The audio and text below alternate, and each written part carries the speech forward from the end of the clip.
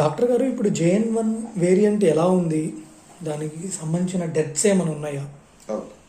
So Covid JN.1 variant అనేది Omicron యొక్క sub variant అండి. ఇప్పుడు కల్లా మీకు అందరికి తెలిసిపోయి ఉంటుంది. సో ఒమైక్రాన్ సిమ్టమ్స్ లాంటివే ఉంటాయి, అంటే ఎక్కువ సివియర్ సిమ్టమ్స్ ఏమి ఉండవు. మామూలు ఫీవర్, బాడీ పెయిన్స్, జలుబు, దగ్గు, వామిటింగ్ సెన్సేషన్, మోషన్స్ ఇలాంటివి కూడా ఉండొచ్చు.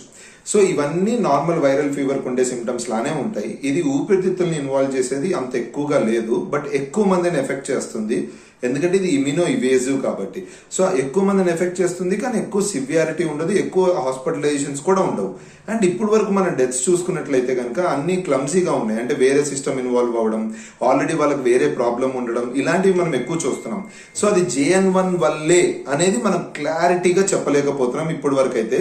హాస్పిటలైజేషన్స్ అయితే డెఫినెట్లీ తక్కువ, కేస్ ఫెటాలిటీ అండ్ సివియారిటీ కూడా చాలా తక్కువ. సో ఎక్కువ టెన్షన్ తీసుకోవాల్సిన అవసరం లేదు.